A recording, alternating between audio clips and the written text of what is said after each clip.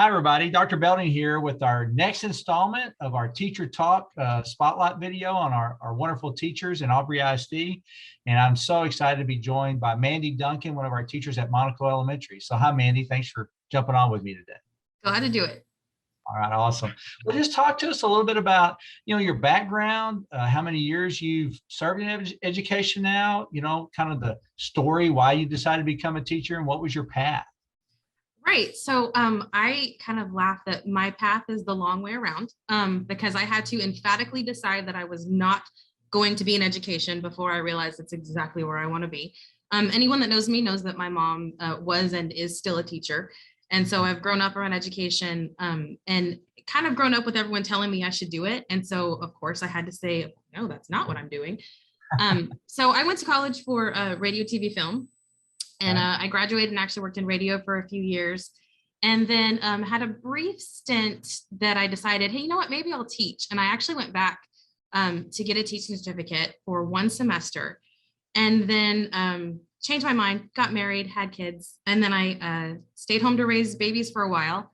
And it wasn't until my daughter was in kindergarten that I started hanging out at the school more. And I was a copy mom and I helped out with that. And then I did PTO, and then I was on the PTO board, and then I started subbing. And I think it was just one thing led to another. And I realized that the school was just kind of drawing me in, and it was exactly where I always felt at home here. And so I subbed a little bit, and then I got to help bring the Meet the Masters art program into the schools.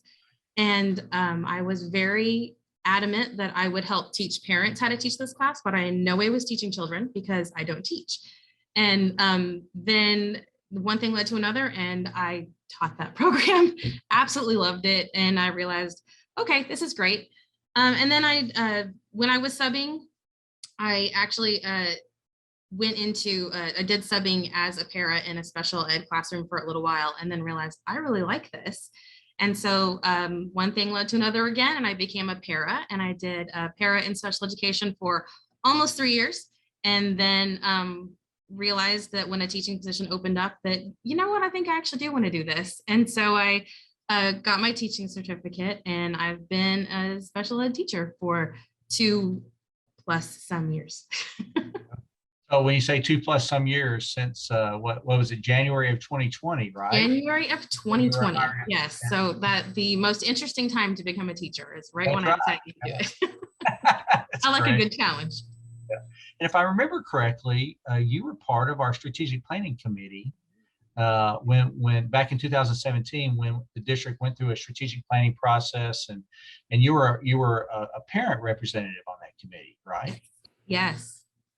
I loved that experience. And I feel like a lot of my conversations, people are probably tired of me saying, right. And when I did strategic plan with this, because it was such a unique experience, I think that was, amazing. And the community that we brought together, and the fact that we brought parents and community members and teachers and admin and everyone together to really build something from the ground up there, it was huge. And I love that it's never been something that was done once and put on a shelf. I mean, we said that we were going to revisit it, and we said that we were going to come back to it, and it's absolutely been what we do. And I love seeing that. It was amazing to be part of that and get to kind of build some of that. And now it's great to see those things that we decided on and that we thought would be good really coming to life, because I really think that they have. And I think that's something that's really unique about this district versus anywhere else that I've ever heard of. Well, and you know what, your opportunity to be there, and like you said, to build it from the ground up, and then now to be brought on staff to help make sure it continues forth and lives on, right? Yeah. And is brought to life. But what a special opportunity that is. Absolutely. And because, every word that we came up with was very deliberate. And so it's really cool now to see, that in action. And it's become something that was developed in words, and seeing the action part of it is very, very rewarding. Right. So, well, thinking about, okay, when you were a special ed aide, and then became the teacher in January of 20, once you went through, you got your certification and went through that process. So, and then we had COVID, and we know that the last 3 years have been such a challenging time. So, you started not your education career necessarily, but your teaching part of your career right before that all happened. So what keeps you motivated? What keeps you coming back? And what are some ways that you've been able to overcome some of the challenges that this time period has presented to us? Well, I think it helps that, you know, the pandemic happened to everybody, and it wasn't something that just affected, me specifically, or just kids, or just schools. It was something that happened worldwide, and it was really something that everyone felt. So, everyone's challenges became everyone else's challenges. And I think that um we kind of had to drop everything and grow from that. And I've always been a good I guess I've liked situations where I've kind of been pushed out of a nest and figured something out. I feel like I have less of a um, tendency to overplan or overthink that way. And I think that was just kind of one of those things that we immediately saw that, hey, the kids really need us. And our role was really significant. And we realized that what we did was incredibly important. And I think that kind of challenge is something that was important to go through and important to grow through. And I think that's what we really did with that. I mean, it was definitely a challenge. I had decided when I first took over my classroom that I was going to start, but I was going to get all technology out because I felt like I can do this. And so I took the board out of my room and I decided we don't need iPads, we don't need any of this stuff. And then immediately we had to do everything through technology. So there's been things that we learned from it, which I think is great. And that there have been things that are good that came out of it. I had to learn how to use things like Seesaw, and I use that now. And it's been, I don't know that I would have, or I would have to the extent that I know how to do it now if I didn't have to then. So I think that it made us closer to our students, and I think it made it closer to each other. And we kind of realized how to collaborate and how to work together to really make something happen.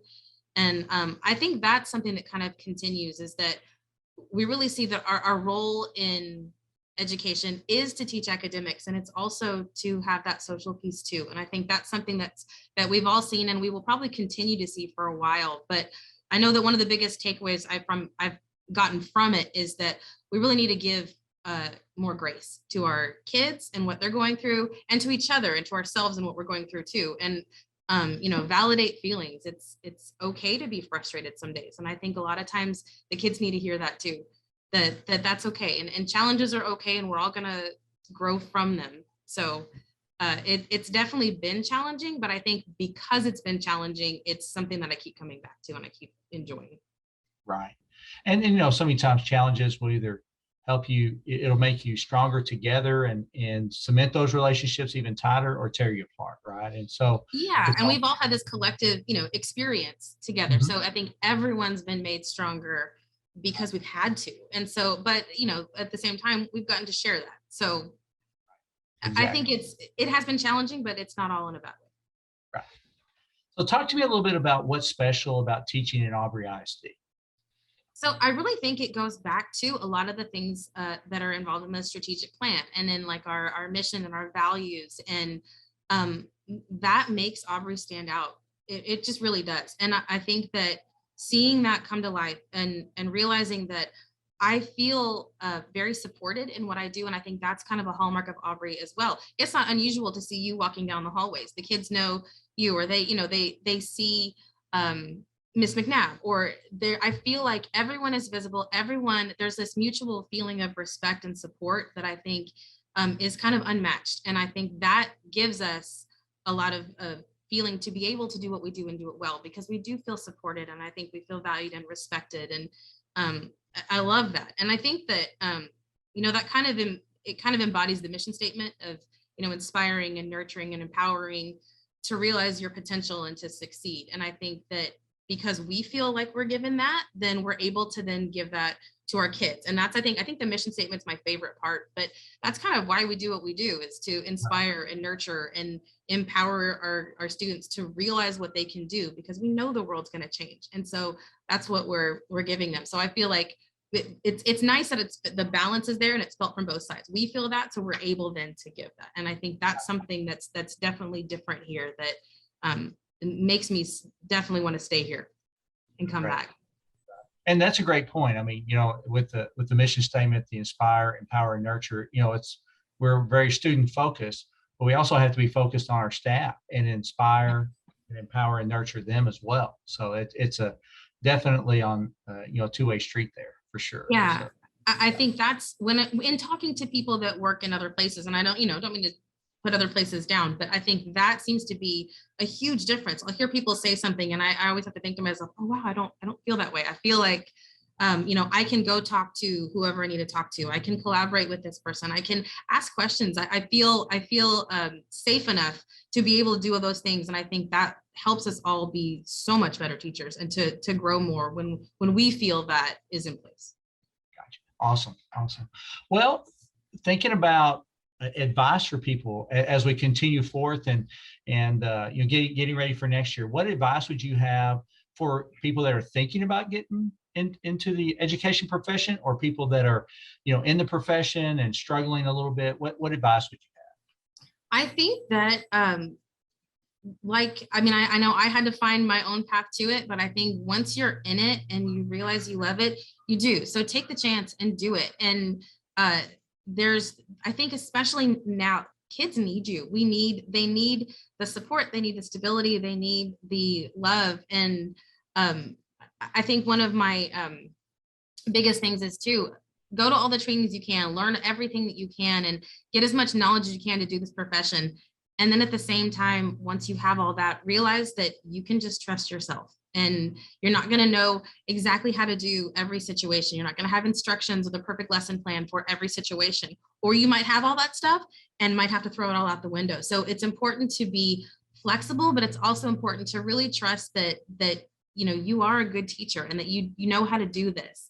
And none of us knew how to teach in a pandemic, and we all figured it out really quickly and did a great job of it. So I think that having that trust in yourself is really, really important to have and to remember that you're there, because nobody does this on an island. We have each other to work with, and it's a very good thing. Absolutely. We're all in it together. And one person, success for one person or success with one student is really all of our success. You're exactly right. So, well, thank you so much for giving me some time and just having this conversation. It's been great. And from one TCU alum to another, go Frog. But I'm really proud to be a chaperone with you. So thank you, everybody. Thanks for watching, and we will see everyone soon. Thank you so much.